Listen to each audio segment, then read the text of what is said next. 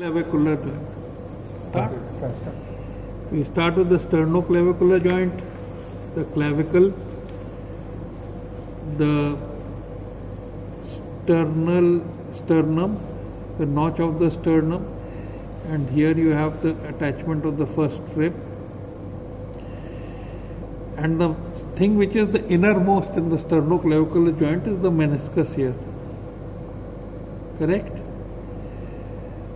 Then there is the capsule,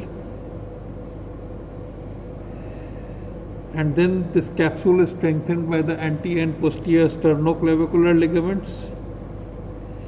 Then there is the interclavicular ligament, the costoclavicular ligament, and the subclavius muscle. So these are the structures that can get damaged in a dislocation of the sternoclavicular joint. So just to write down: the meniscus, the capsule, the ligaments,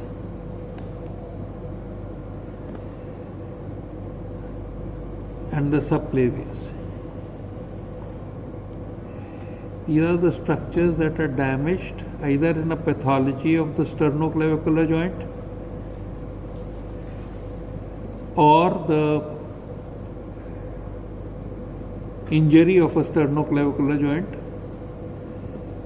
And normally, if it is dislocated, and even if you don't restore the dislocation, except for a swelling there, nothing else happens. But what is important is that if there is a tubercular lesion of this medial end of clavicle, then you need to diagnose and treat it. Okay?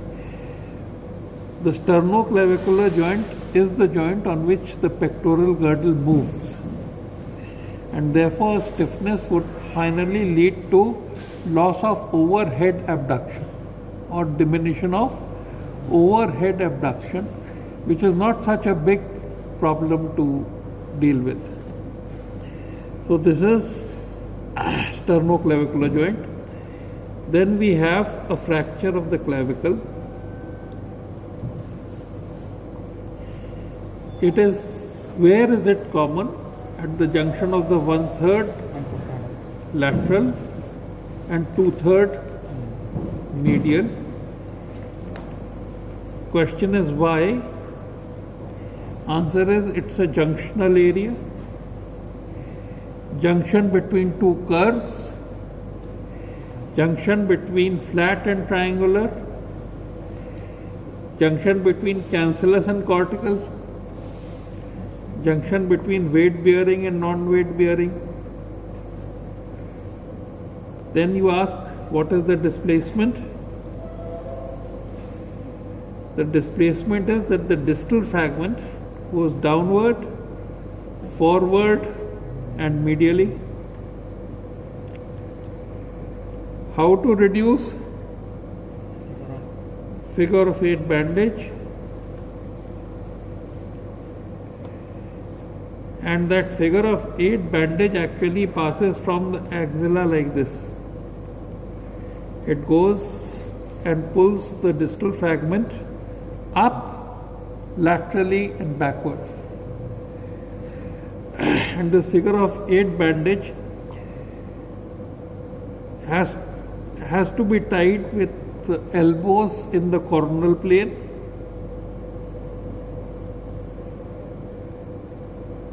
You see, if you keep the elbows backwards, you wouldn't be able to lie down. And no pressure on radial pulse. And you can teach the patient how to titrate the amount of pressure by placing a pad in the interscapular region. The fracture would usually unite by conservative treatment, and there is hardly any functional disability. The most important differential diagnosis of this is cranio-clido-dysostosis. So this finishes the fracture clavicle. Now we move on to the shoulder. Very short anatomy of shoulder: the glenoid cavity, the supraglenoid and the infraglenoid tubercle, the head of the humerus, the greater tuberosity, the bicipital groove, the lesser tuberosity. The first thing is that there is glenoid labrum here. Then outside that you have the capsule and the legs part of the capsule. Then you have the glenohumeral ligaments, which are the superior, intermediate and inferior. Above this you have the subscapularis tendon. From inside supraglenoid tubercle comes the biceps, which lies in the bicipital groove. Here are attached the sit structures, and the injuries of the shoulder joint can be in the neck of the scapula. Then they can be on the upper end of humerus, and then there can be a shoulder dislocation. Shoulder dislocation, all these injuries would present as pain, swelling, deformity, loss of function around the shoulder with history of injury. Then clinically you have to distinguish between these injuries. The dislocation of the shoulder is usually anterior. There are 4 physical signs that indicate a dislocation of shoulder. The Hamilton ruler test and the Dugas test are the simplest to understand. But then the anti-axillary fold is lowered, so the depth of axilla increases and the circumflex of axilla becomes greater. The anti-axillary fold is lowered. So that is the Callaway's and the Brandt's test.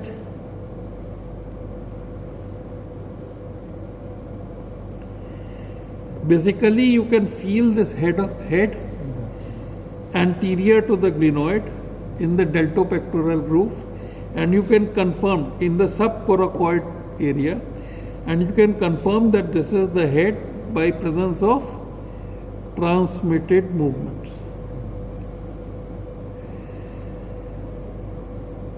If during this examination you ever have a crepitus, then there is a fracture, associated fracture. So while you are trying to see these things, you look for crepitus. If there is a crepitus, clinically there is a fracture. Otherwise, in all cases of dislocation of shoulder, you should first do an X-ray and then do a reduction of the dislocation. Otherwise, the fracture which was present pre-reduction, you would miss. So, this dislocation of shoulder needs to be reduced, and the method of reduction is Cocker's method. Patient preferably has to be in general anesthesia if possible, otherwise as soon as possible. The basic movement is external rotation, traction, counter traction, external rotation, adduction and internal rotation. If there is an associated fracture, the method of reduction is that you pull on the arm, you place the instep of your feet in the axilla and you push so that there is a gap between the upper end of the humerus and the glenoid by your foot, and you pronate and supinate and you will be able to reduce it. This is called as Hippocrates method. and this Hippocrates method is used if you find that there is a crepitus. Okay. So after you have reduced, you have taken an X-ray and you have reduced. You have given first aid, you have taken an X-ray and you have reduced. You are asked the complications of dislocation of shoulder, and immediately there are neurovascular deficit and associated fractures. But the late complications are stiffness and recurrent dislocation of shoulder. If you remember this diagram of the glenoid, where here you are looking at the scapula from above. This is the head of the humerus, this is the lesser tuberosity, this is the bicipital groove, and this is the greater tuberosity. Here you have the glenoid labrum. Here you have the capsule and the glenohumeral ligaments. And above this you have the subscapularis tendon. Then, if these anterior structures, subscapularis tendon, capsule, glenohumeral ligaments, and the glenoid labrum is torn or loose, then this head can go forward. So, the operations are you either double breast the subscapularis, which is called as the Putty-Platt operation, or you advance the subscapularis, the Eden-Heibenite, or you repair the glenoid labrum here, which is called as Benkart's. And another reason of dislocation is if there is a fracture in the posterior superior portion, depressed fracture in the posterior superior portion of the head, and as soon in external rotation this portion goes anterior to the glenoid, this will dislocate. The basic operation to treat this is you put a coracoid on the anterior margin which will prevent this. It is a bone block. It will prevent this dislocation, and this is called as Latarjet. A simple operation that was developed by Tully of BHU was that you could do a osteotomy of the glenoid transaxially, and you could move this glenoid forward. Okay. So these are all the operations that you are required to remember in recurrent dislocation of shoulder. Correct? The basic thing is that one of the things that can be injured is the axillary nerve, and you should look for this axillary nerve injury by the regiment batch area and deltoid paralysis. And if this is residual paralysis, that means it is not recovering, then you need to do a trapezius transfer.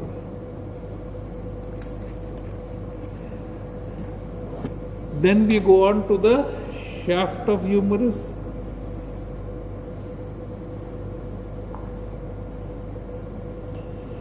The important thing about the shaft of humerus is that if this is the head, this is the shaft, there is a fracture parallel to the radial groove.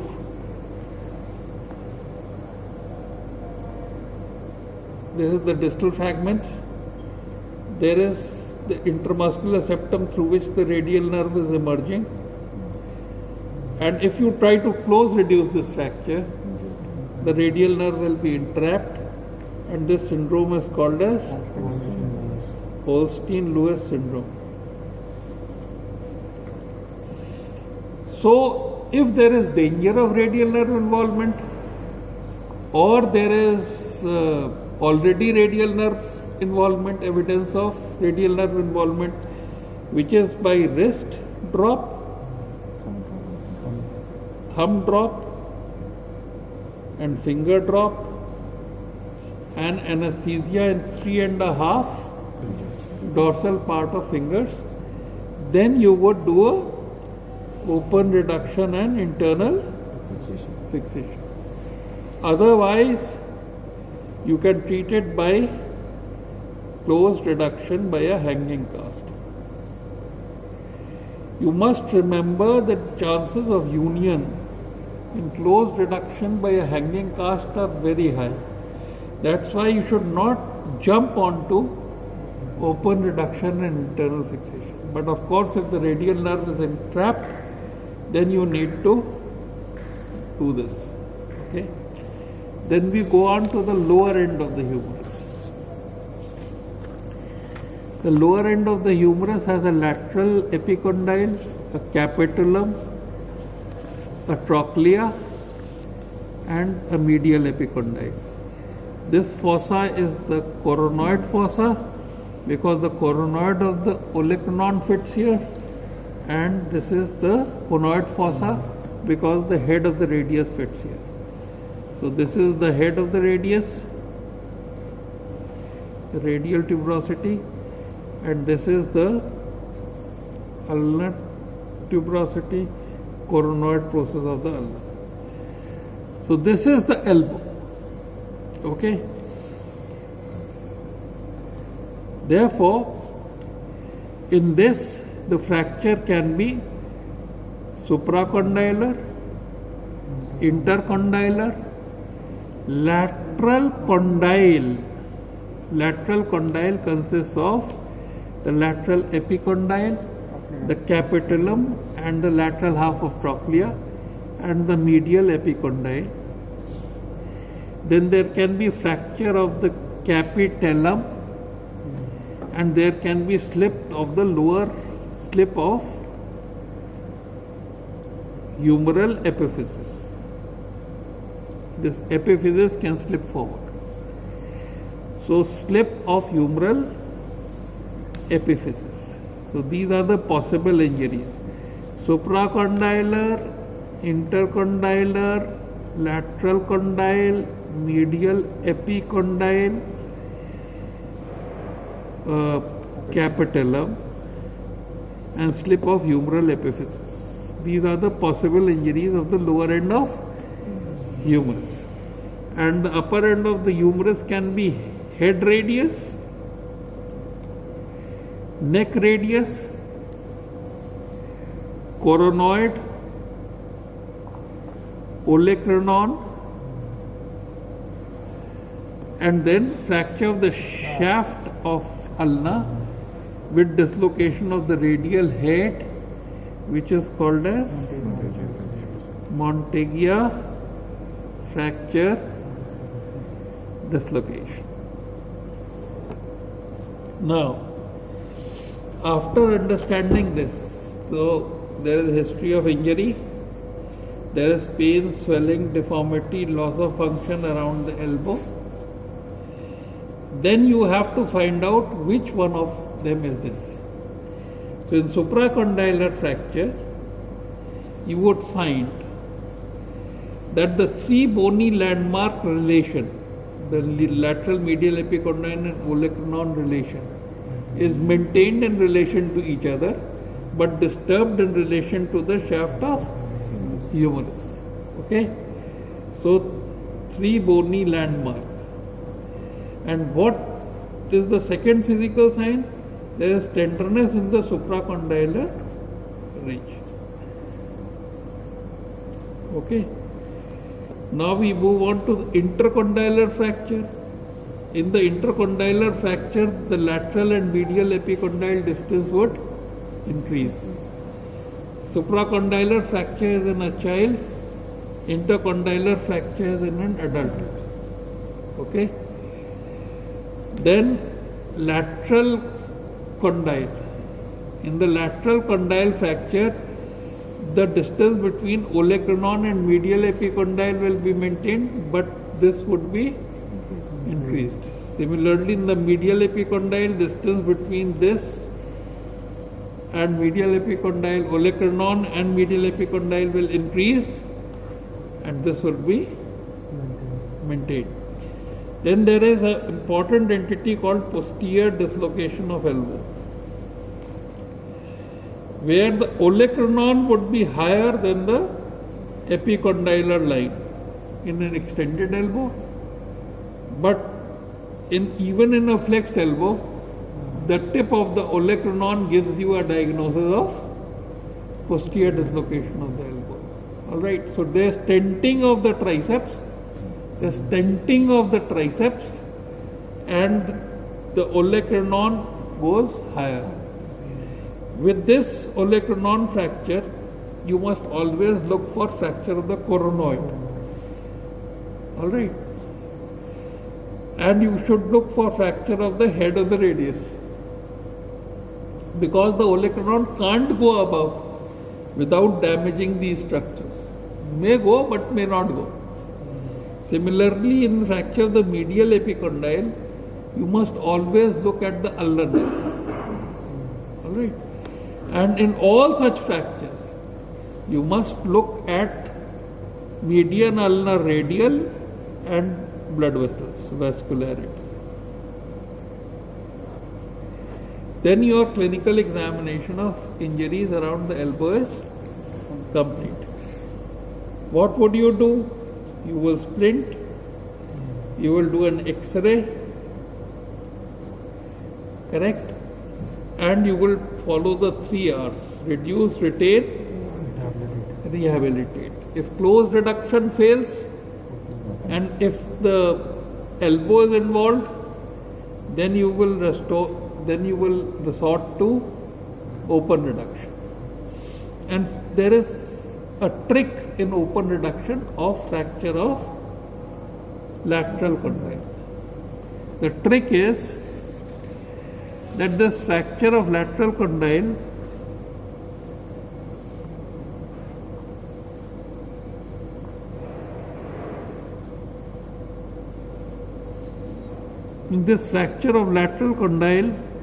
actually goes through the growth plate. Therefore, and the brachioradialis muscle pulls this lateral condyle so that its inner surface is actually pointing outwards.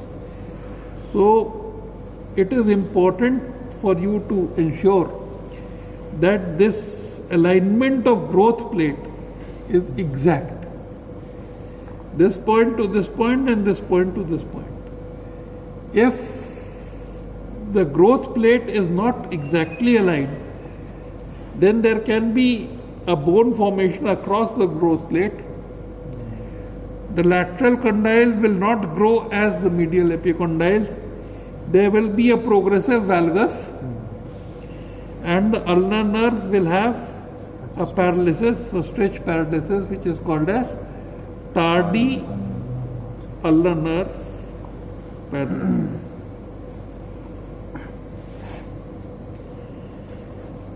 In Monteggia fracture dislocation, the shaft of ulna has to be reduced and plated exactly.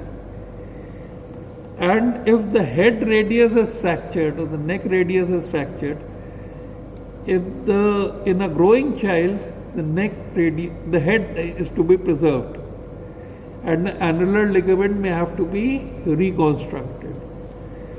But in a adult, you can excise the head of the radius and fix the ulna. So that's the treatment of Monteggia fracture dislocation. Now we go on to the forearm bones.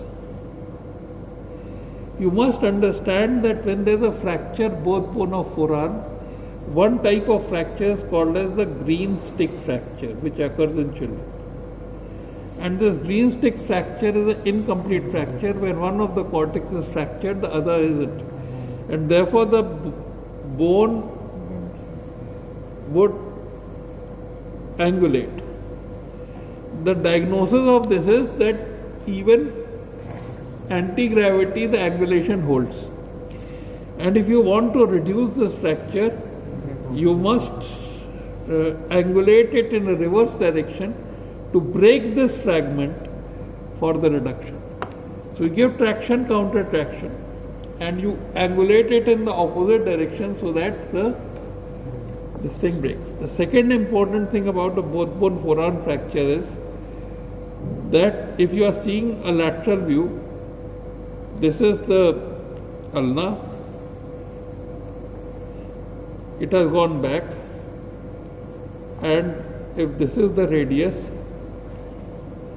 and this radius has gone forward, then you must understand by this displacement as to what has happened.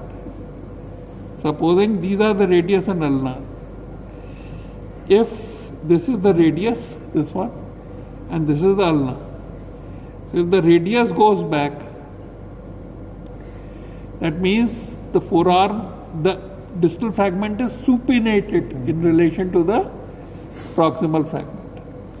And if this happens, the radius goes forward, the distal part of the radius goes forward, then the distal fragment is pronated in relation to the proximal fragment. So you must look at the forearm and see whether the distal fragment is pronated or supinated.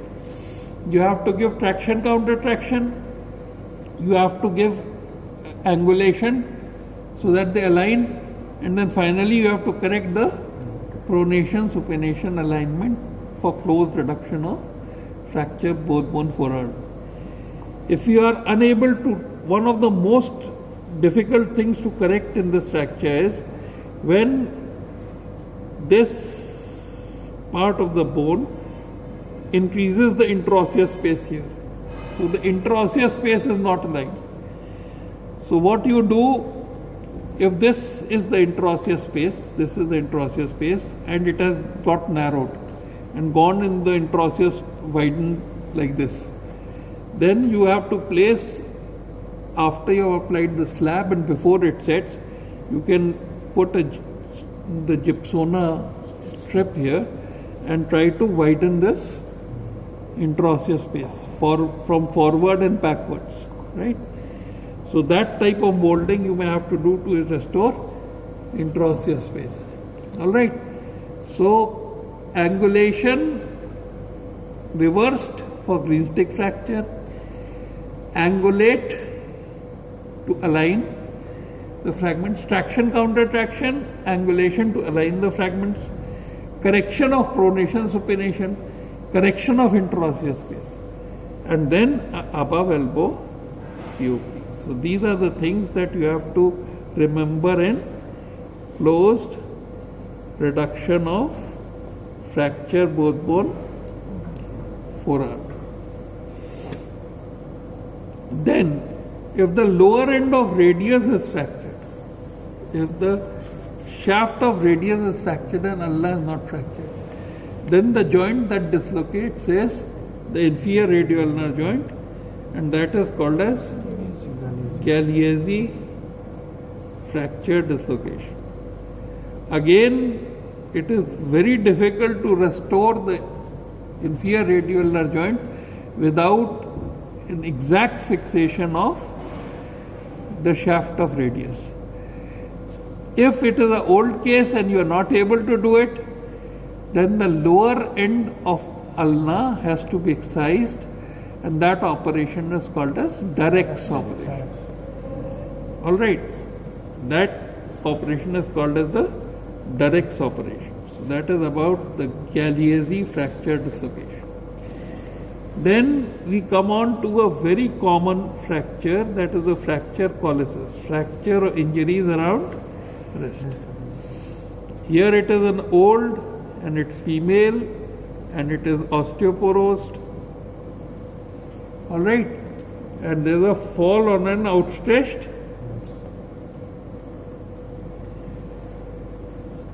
and there is pain, swelling, deformity, loss of function. All right, so this is the clinical picture, and what you find is that the radial styloid is higher than the ulnar styloid. Normally it's lower. and there is what is called as a Dinner fork deformity. What is the displacement? The distal fragment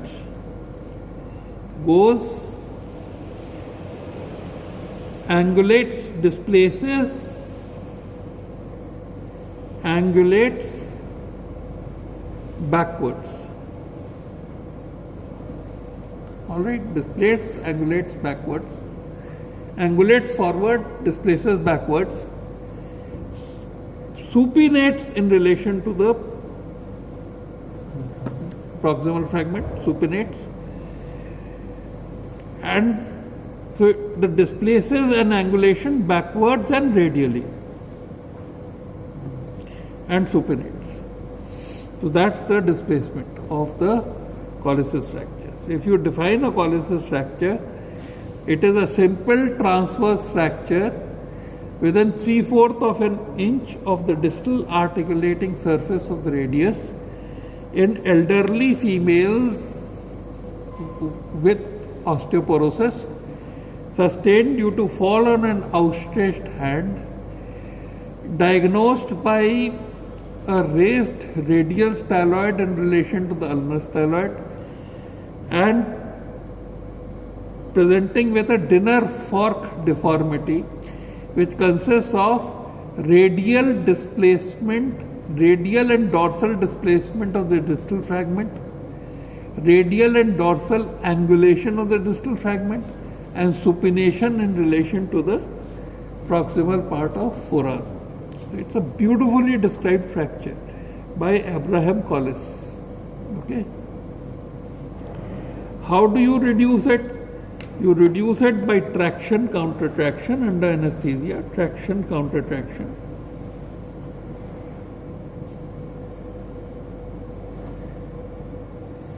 Increase the displacement, which is called as disimpaction. Then reverse the displacement, palmar flexion, ulnar deviation, pronation. And you have to give a above elbow plaster if the fracture is not stable in supination. Otherwise, because above elbow plaster would restrict the supination pronation. So if you want to restrict the supination, fracture is not stable in supination, then you have to give a above elbow plaster, otherwise you can give a below elbow plaster. The major problem with this fracture is that you are always asked the complications after 4 to 6 weeks. You remove the plaster, you get a shriveled, stiff, painful hand. Shriveled, stiff and painful hand. You have to give physiotherapy, and if you are asked the complications are pain, stiffness and deformity. So you can be asked why pain? So you can remember it by your hand itself or wrist itself. Fracture of the radial styloid, rupture of the extensor pollicis longus tendon, associated fracture of the scaphoid and avascular necrosis and osteoarthritis, dislocation of the inferior radioulnar joint, rupture of the triangular disc, fracture of the ulnar styloid or rupture of the ulnar collateral ligament, carpal tunnel syndrome, Sudeck's osteodystrophy. Alright? So these are the causes of pain. Then stiffness can be of the shoulder, can be of the elbow, can be pronation, supination, can be wrist palmar flexion, dorsiflexion, can be fingers and thumb. So stiffness can be anywhere. And if you ask the deformity, then the deformity is usually because of the dislocation of the inferior radioulnar joint, because there is resorption of the radius, and the second reason of deformity is the dinner fork deformity because of the radial problem.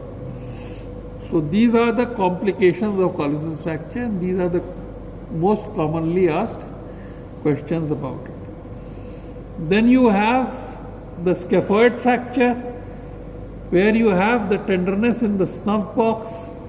You are asked the boundaries of the snuff box, which is extensor pollicis, abductor pollicis longus and extensor pollicis longus tendon, extensor pollicis brevis. Abductor pollicis longus, extensor pollicis brevis. Then Lister's tubercle here, you have the extensor pollicis longus. Both are converging like this. In the base, you have extensor carpi radialis longus and brevis. So the tenderness is in the snuff box. The X-ray signs of a fracture, on X-ray wrist right oblique view, you get 2 weeks later because of bone resorption. The fracture, as near it is to the proximal pole, there is the body of the scaphoid, there is the neck of the scaphoid, and there is the head of the scaphoid. The supply can be from the volar palmar branch of the radial artery and the dorsal palmar carpal branch of the radial artery. Both enter distally. Only the dorsal one reaches the proximal pole. And in a fracture near the waist, the vascular supply is gone. There is avascular necrosis, there is non-union, and there is osteoarthritis. So it's a difficult fracture which has to be immobilized in pen holding position, and the extent of the plaster covers the knuckles and the first metacarpophalangeal joint right up to the first interphalangeal joint. It is a 10 to 12 weeks plaster, and if the pain persists, then you have to do a grafting, a Herbert screw, or a vascular graft, or you have to excise the proximal end of the scaphoid, or you have to put a salistic implant there, or you have to do a radial styloidectomy, or you may even have to fuse the wrist. So these are the possible operations that are done on that simple small bone, which is the scaphoid. Besides this, the injuries of the wrist include dislocation of the lunate or perilunate dislocation, when the rest of the wrist dislocates in relation to the lunate bone. Lunate retains its relation with the radius. Then there is what is called as the Schoffer's fracture, which is the fracture of the base of the fifth metatarsal.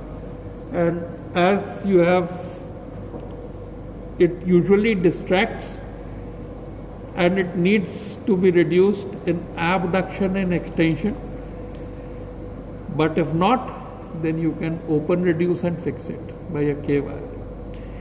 Then there are the injuries, hand injuries.